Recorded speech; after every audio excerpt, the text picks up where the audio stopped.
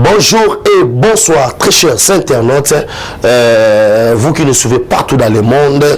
Benjamin Mwanasuka, votre émission pièce contre pièce, l'émission qui est bilingue. Nous allons essayer un peu d'analyser les actualités politiques à ce qui concerne la République démocratique du Congo et dans le monde d'une manière générale, voir qu'est-ce qui se passe.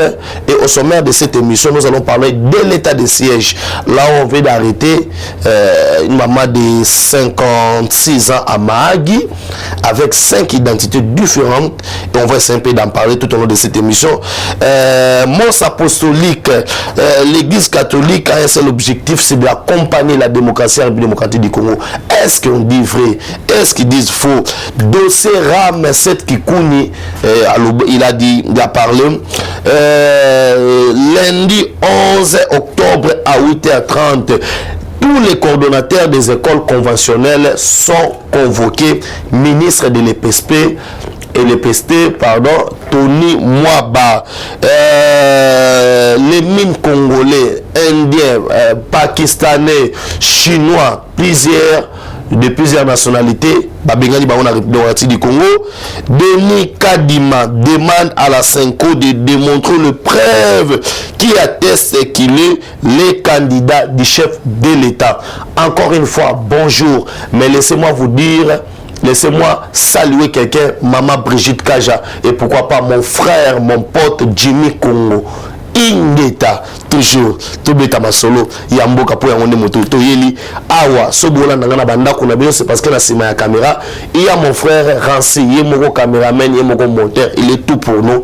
Nous saluons les boulots de notre cher collègue. On va essayer un peu de parler état de siège. Très cher Congolais na banda awa poka na plateau oyo malobana nganga Saramboui, Malubananganga. Pourquoi j'ai dit ça? To fanda na mboko yo Est okende mukolo nini? Batu ba kufana Est. Nze mwana beta ma soute. Nze mwana na marché al soute. Générique ya keno. Batu ba kufa. Yazo za fleur apesa mwasi na ebeta mal soute. Ce qui peut nous mokonzi pour aller na STT. Le Congolais, toyebite ce qui baoluka nini. Motema mabe. Fatia comme na Est. Oh baba neko ba Est. Non seulement comme na Est, ma fan disco na Est. Ko fan na fandi na Est et comment ki azonga Kinshasa mukoni. Oh bana vanda ki na Est. La meilleure des solutions, on pouvait prendre pour l'Est de la République, c'était l'état de siège.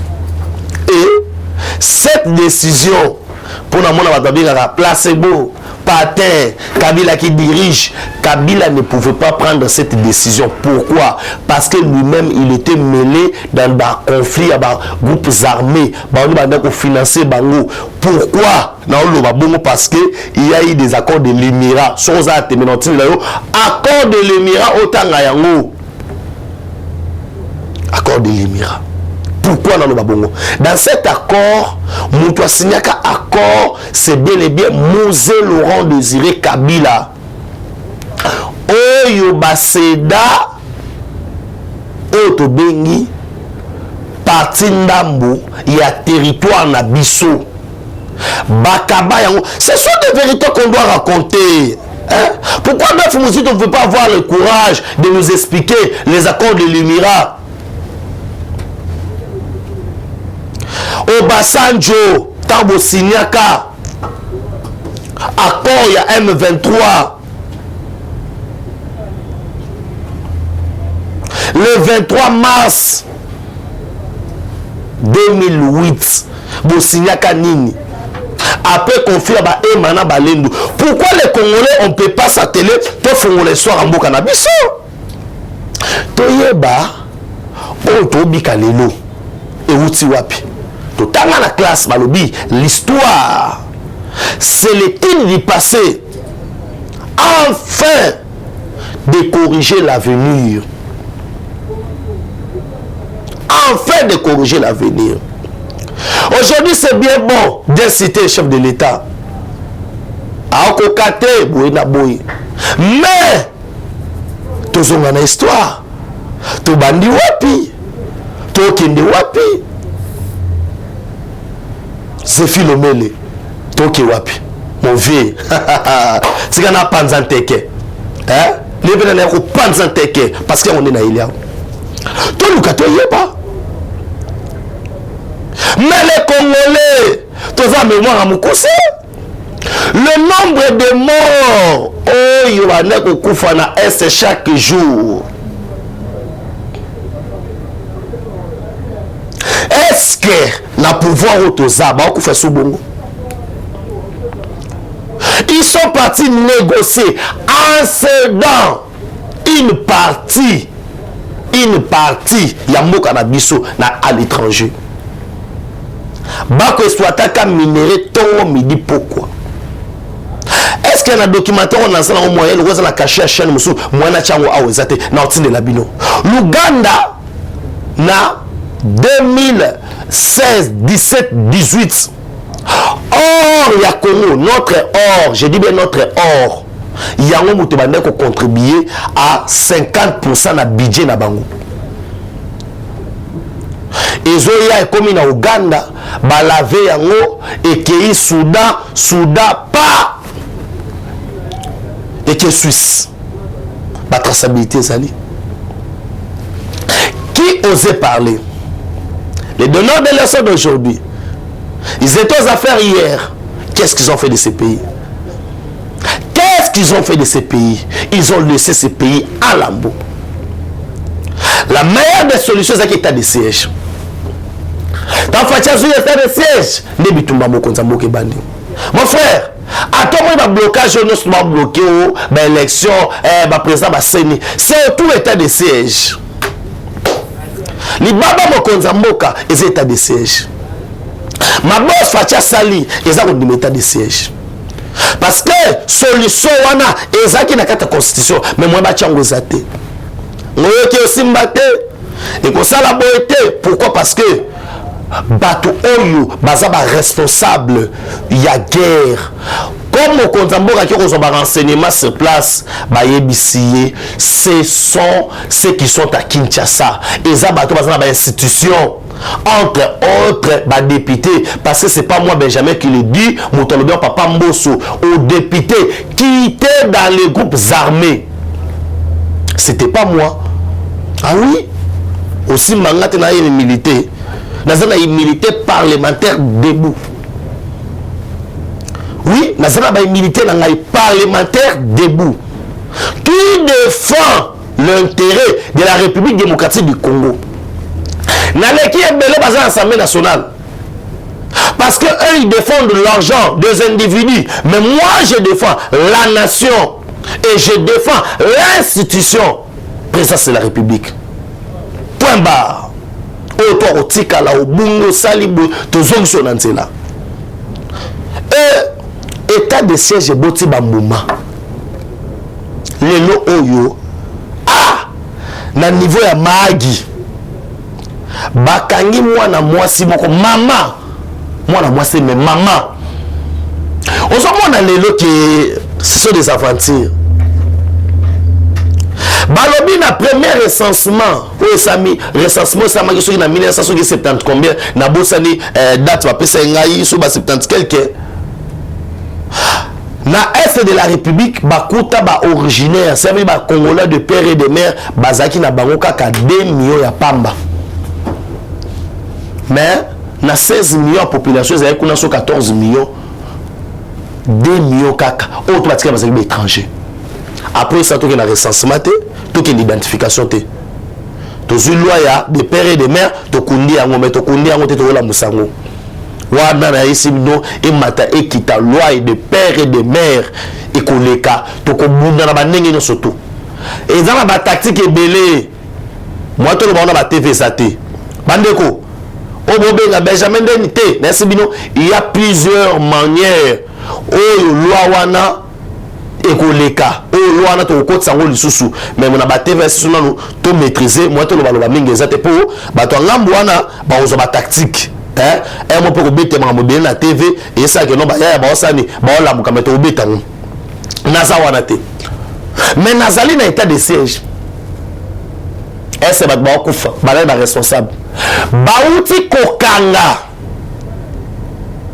mwana mwasi moko ya 56 ans. Je passe dans le pantin, moi déjà, baka de lecteur wana. Botala ye azana 5 cartes de lecteur. Na ba combo différent. Na carte moko comme étant ougandaise. Na Congo. Mosala ya mwasi wana eza nini? C'est lui qui s'occupe na ravitaillement. Ya ba rebelle. Mamo bomona wana ye mutasombaka minduki. Ye muta bomba kaba ADF. Ye muta kendaka ba pays étranger.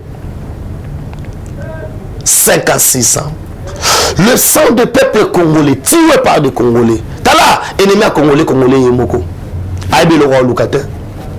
État de siège ba critiquer ngo. Ba telemelango parce que ba bi que non, ils ont ligne de solution. La meilleure des solutions. Oyo Congo kokobonga. Coup de chapeau dans ma service de sécurité. Tout la service ma preuve. Pourtant to loba, o non to loba. Tant que ça non, baini ya Congo bazali ebele. Les démons facilité. Bino mo na ba carte wana ba la service pas de courancy, eza ya solo. Après un pays, on doit la carte d'identité. Voilà les conséquences. Carte d'électeur. Oh yo bazo kanga ba rebelle na ba machine ça ba carte d'électeur. Yango ndoko Kabila zo bima majorité na est parce que na carte ton élection zo salema yango na ba ADF na ba nani bazo multiplier ba carte. Région wana eza nazo senga ba identifier ba to baluka ba yeba banani. Banani, moko to matato kita, notre frère Noël Tchania avait raison. Tozo subir autonomie attaque à l'étranger. Nous allons un jour regretter qu'au sommet de l'État, on a perdu 18 ans parce que au sommet de l'État, il n'y avait que quelqu'un qui n'était pas congolais et on a peiné. To peiné to sali boy pour dans l'Ongola. To peiné boy. Aujourd'hui, nous avons notre frère, notre sang. Ah! Mon frère, Yofinga Fachi. Aujourd'hui, il a réussi à mettre fin. Et Nazo Bisayo, Awaba Adef Bazoko Kalisuti. Wana mutombe kama solo azate. Nana olobelango Benjamin Lobelangote. Nana olobelango. Quand on arrête les gens avec les cartes, il y a des électeurs, des cartes d'identité à Congo, tu as la carte d'identité, des cartes d'électeurs. Nana le bilango. Nana le bilango. C'est ça ma fertilité. John Biden, Ayambi était poigné. Qu'est-ce que Biden? Ça qui a badi. De 98 000. De 98 000 francs congolais à 18 000. De 48 $ à 9 $. Nani on le bilango. Nani on le bilango. Voilà mon temps le bilango sur Azate. K.O. C'est pour vous dire que non, il est en train de travailler. Église catholique. Mes frères et sœurs, le Congo, je répète, nuit et jour. Le Congo, c'est un pays laïque.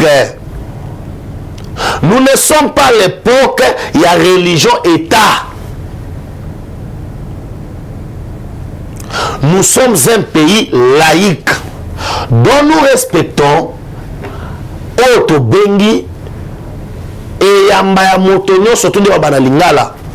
Nous respectons Otobengi Foya Motonyoso. Et on ne peut pas dans ce pays qu'il y ait une église. Il y a un monde qui non, c'est eux qui dictent la loi. Non, non, non. Non et non. J'ai dit N-O-N. Que personne ne vienne pour nous la bonne. On a vite compris que ce régime est combattu dès le début par, je dis bien, je précise bien, par certains membres de l'Église catholique. Pas tout le monde. Certains membres, certains abbés, cardinaux et tout consort. Parce que la prise à pouvoir, il y a Mokonza Moka, cardinal Fridolin Ambongo, à l'époque Monseigneur Ambongo. Alors, bien, celui qui a gagné les élections, c'est pas Fachi, mais c'est Martin Fayoulou. Il a dit même que la Cinco détient les preuves. On a sur TV5 Monde. Les images sont là. Après, la Cinco, tout comme la Cinco, Abbé Donation Solé. Oh non, nous avons pu seulement couvrir 40%. Mais dans les 40%, Moutagada qui Fachi. Contradiction. Mokonza Moka, Afanda, et Loko, et ça, bande de passe la gratuité de l'enseignement. Quelque chose qui a été constitutionnel. Personne n'a pu appliquer. Mokonza Moka Tangoye, et je vous rappelle, j'ai fait citer encore le chef de l'État parce que cette année, encore 2 millions des enfants au Wabaki Sami.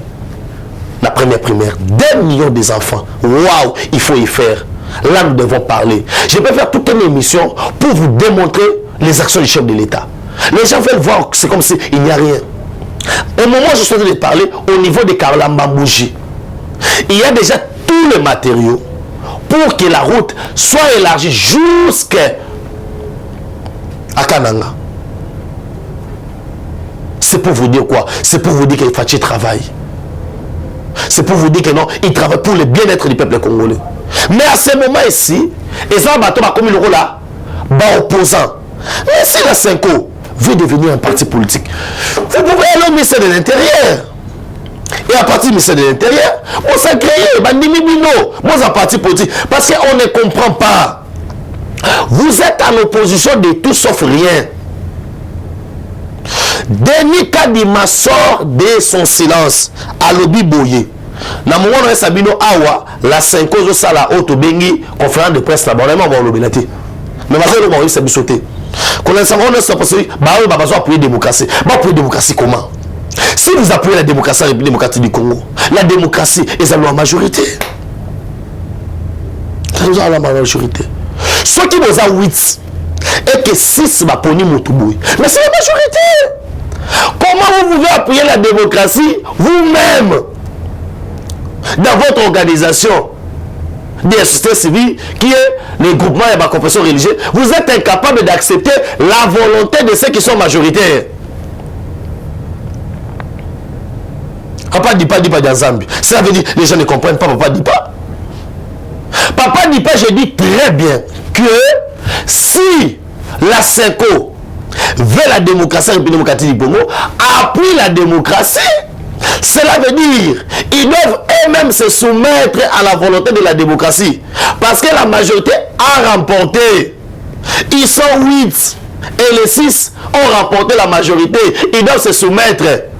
Je ne vois pas là où pourquoi chercher. Cela veut dire vous êtes là, c'est pour Autobengi, glissement. Vous préparez les dialogues. C'est vous qui êtes manipulé par les politiciens. Parce que vous ne voulez pas vous soumettre comment? Quand vous dites que Denis Kadima, candidat du chef de l'État, Denis Kadima sort de son silence en disant démontrez-lui les preuves. Mais c'est Abbé Donatien Solé devant Dieu, devant les hommes. La Bible nous dit ceci, mais c'est Donatien Solé. On ne se moque pas de Dieu. C'est qu'un homme aura sémé, le moissonnera. Certainement. Si vous êtes réellement homme de Dieu, la vérité, parce qu'il dit, vous connaîtrez la vérité et la vérité vous affranchira. Et cette vérité, nous avons besoin de noms. Dites-nous clairement que non. Tel nous a menacés, tel nous a corrompus. Il ne faut pas parler dans le vide. Vous ne citez pas les noms. Dites-nous au moins que non, Benjamin Mouanasuka est venu corrompre les prêtres, est venu corrompre autant de personnes. Dans la même ligne, qui a donné le nom de ces conseillers, c'est qui? Montrez-nous le lien qui fait que Denis Kadima est candidat du chef de l'État. Denis Kadima sort des confessions religieuses Qui a proposé Denis Kadi Yasseni? C'est l'église kimbangiste. Le seul péché de Denis Kadima, il faut dire la vérité. Vous avez cette haine tribale, vous voulez diviser les Congos parce que Denis Kadima est kassaïen. C'est ça, on doit dire la vérité. On doit dire la vérité. Hein? Est-ce que être kassaïen, c'est un péché? Vous pouvez ouvrir la Bible, M. Cholet, et me donner un verset où je vais lire que être kassaïen, c'est un péché. Non. Être kassaïen, c'est un péché. Si être kassaïen, c'est un péché, dites-moi. Être kassaïen, un kassaïen ne peut pas devenir président de la CENI. Si nous lisons dans la Constitution, dites-moi, là où c'est écrit que non, le poste du président de la CENI n'est réservé qu'aux Swahili et qu'un kassaïen ne peut pas devenir. Ça, je ne sais pas où on amène le pays où. Mais je demande la vigilance de tout un chacun de nous pour vous dire que non, on est au contrôle de tout. Et amenez-nous les preuves. Amenez les preuves qui démontrent que non, Denis Kadima, tout ça nous comprenons que non. Il y a des politiciens qui veulent tirer des ficelles et que ces politiciens-là veulent que nous puissions aller au dialogue. On n'est pas bêtes. Toi, Bazo Baté, toi, Maëlle Makassi, toi, comprendre des politiques en haut. Nous sommes ici d'une école, il y a politique, qui est l'IDPS. Nous comprenons tout ça, vos démarches, de Bobé Tango. Mais le peuple congolais a vigilant à Zotalabino. Bukatoula, Bukamona Peleve, toi Nabino Awa. Pièce contre pièce, tout Zakaka, Teke, tout Panzakaka. C'est pour vous dire que nous, on évolue. École non surtout conventionnelle. L'État est en charge. Bakondi na bango bazali convoqué les 11 lundi à 8h30 et pas ministre à pester. Pourquoi? Parce que tout le monde a des autres élections. Quand le ministre Moukola lobby, si ça ne va pas, Tokomoto là-bas, école wana gestion nango et pas ya église catholique. Oui, les enfants doivent étudier. Et il n'y a personne pour côté mais la gratuité. La gratuité de l'enseignement dans la constitution. Où le PC, l'État d'Ingissa, Banabata ya Ophélie. C'est pourquoi nous demandons la bonne foi. Il y a des prêtres de l'église. Vous ne pouvez pas, à cause de vos calculs politiques et tout comme ça, saboter la gratuité de l'enseignement. Mais c'est les lundis, soit simbité, mais c'est les ministres, soit décision, le mot là, surtout, pour récupérer ma solo. Non, si ça n'a dossier, bah, minéré Nabiso, mes frères et sœurs, scandale géologique et tout comme ça, Boyebi, RDC, mais un pays qui vit dans une pauvreté, moi, au Saranaté. Et coup de chapeau na auto bengi mokonza mboka parce que quelques chinois na ba indien oyo bazaki a régleté fallait ba benga na bango et les gens sont en train d'accuser les États-Unis d'Amérique. Non, nous devons comprendre que la Russie et les États-Unis d'Amérique ils ont guerre. La Russie va imposer auto bengi leadership en Afrique au travers de la Chine.